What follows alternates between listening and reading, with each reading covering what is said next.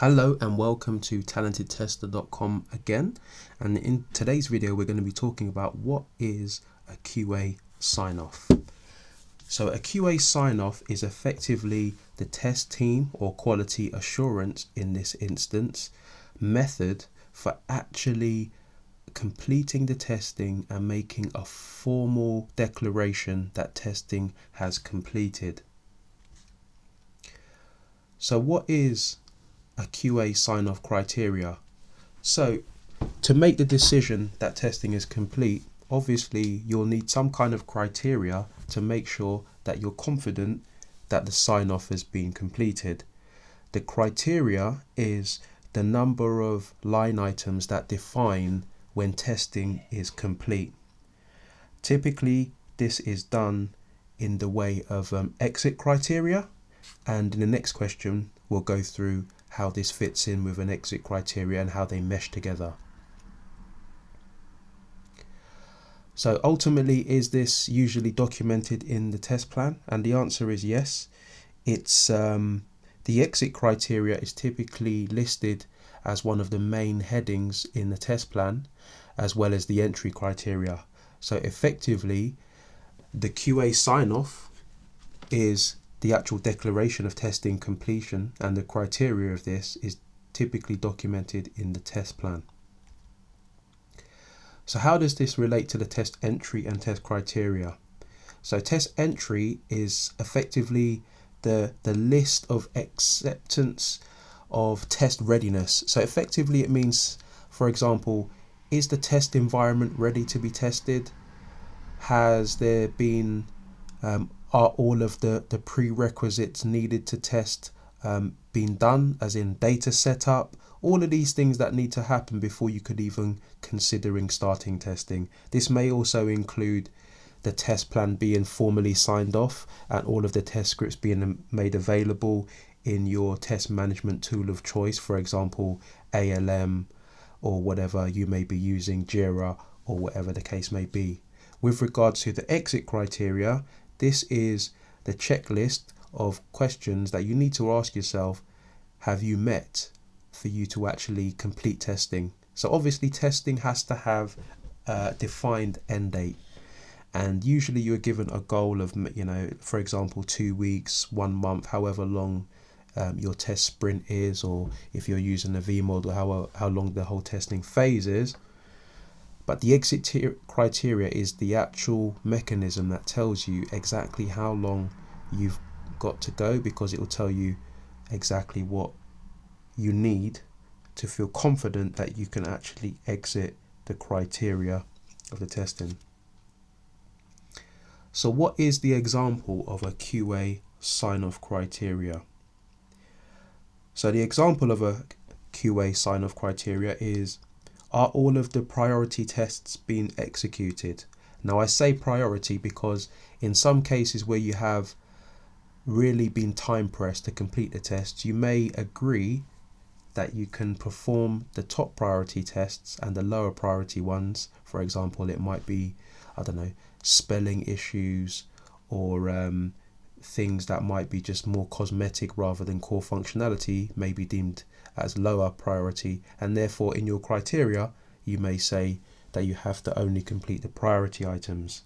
Another example is, no P1 or P2 criteria defects are in the system at the time of completion. And maybe another example, one that we've used in my experience, is there an agreed workaround for any P3 or lower defects? So for example, you may agree that you can go into production or the next phase of the project with P3 and P4 defects, but there may need to be an agreed plan about how they're going to be addressed rather than them actually being forgotten about. Which leads me well into the next question. How do you agree the sign-off criteria before you start testing? So as this suggests, the sign-off criteria definitely needs to be agreed up front. It can't be an afterthought once you've started testing, because the worst case thing that can happen is there'll be an argument as to when you can actually finish testing because one party may feel that you haven't done enough. So it's essential that this exit criteria is agreed up front and it's documented and the document is signed off. Now in reality, getting the test plan signed off before testing starts, believe it or not, doesn't always happen. And sometimes there's a battle to do this because for some unknown reason there's people within a project team that are frightened in a way to sign off a document because they don't want to admit any liability in case anything goes wrong. But theoretically, in testing, you'd want the sign-off criteria out of the way and signed off at the beginning. The agreement of the criteria is a collaboration of team members. Now, the sign-off parties, that the people that actually sign off the test plan, typically will be listed in the top of the test plan, and that may be, for example, the project manager. If you're the test lead and you created this document, it may be the test manager as well as the project manager. There may even be program level sign off, BAs, basically all the interested stakeholders within the team need to agree the plan before you actually start testing. So who is responsible for agreeing the QA sign off? So as I stated before, it's really a collaboration of all interested parties, and these usually will be the QA, like the BA, the test manager if you're the test lead in this instance, and again, if you have a program manager at that level, you may also get involved. So once you've got that agreed and you feel confident you've met the exit criteria, how do you actually do the sign off? Now this is subjective depending on where you work and how your company works, but effectively the most common way is in the form of an email that is sent out, and who that goes to depends on your company. For example, it might go to the project manager and it may come from the test manager, and it basically is in a simple email. This could be written down in a different format, but in this day and age, email is most likely to be the best way forward. So how do you approach writing a sign-off email? So really and truly, this doesn't have to be war and peace. This has to be very basic and simple and get to the point. So a very simple email, just explaining that you're happy that the testing has met the exit criteria. It's important that you explain the exit criteria because you don't want this to be a subjective statement. You want it to be based on facts. So you want to relay it and relate it to the exit criteria that was agreed. So for example, you say the testing has met the exit criteria as documented in the test plan section, blah, blah, blah. And then you may relist the items in the exit criteria, and then you would just explain how you've met that. For example, if you had 300 test cases to run and 200 of those test cases were priority ones, and the agreement was that you had to at least complete all of the priority test cases, then you would state that 200 test cases of priority one have been done as per the exit criteria. So it's just listing out how you have come to the conclusion that the testing has actually complete, and keep it as simple as that. So what happens if you do not meet all of the criteria?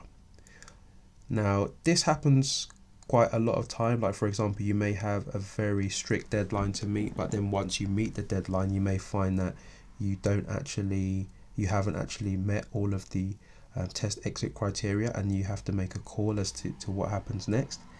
And this is typically in the form of a conditional sign-off, and a conditional sign-off is effectively a way of agreeing that the testing will be accepted for completion, but with some conditions, as in certain functionality will have to be tested at a later date, or you'd have an agreement for a workaround for a problem that you've discovered in testing, and therefore it will be accepted with those conditions.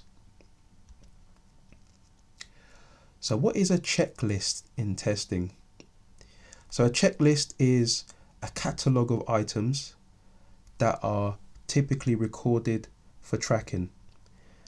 Now this list is ordered in a sequence. You may or may not be ordered in a sequence, but it's effectively just a way to work out exactly what needs to be done for testing. And it's a checklist much the same as anything that could be used outside of the context of testing, but that effectively is what it is. So as discussed earlier, what is a conditional sign-off? So the conditional sign-off is ultimately a way for you to have acceptance of exiting the testing, but with a list of agreed conditions to move forward. So why do you really need a QA sign-off? Some may ask. Some may just say, why not just stop testing and then just go into production or whatever? Now, this is quite important because the sign-off is a formal process which is recorded and can be looked back to if there are any issues in the future. Also, it's a way to get buy-in that everyone accepts that testing has completed in case there are any issues, and it's the way to show that how you've met and all of the actual exit criteria, meaning that you can show that you've met all of the requirements or you've ran the amount of agreed tests. And it's basically a way to, I suppose, in a way cover your back and also have something documented, because as projects go into production and issues become in the future, then there may need to be some traceability about how things were tested, and you may be challenged on these in the future, so it's always good to have an agreed sign-off. So are there, or shall I say, is there a sign-off required for UAT testing? And in the same way as you'd have the QA sign-off, UAT testing definitely is required to be signed off. And this is quite critical as well, because this is the acceptance from the actual stakeholders or the customers that are going to use the software in production. And it's important to get their buy-in that they're actually happy with what they've seen. And this is critical when things go into production. If things don't go correct, if you've got QA sign-off and UAT sign-off, it makes your life a whole lot easier. But who effectively signs off the UAT testing, you may be asking?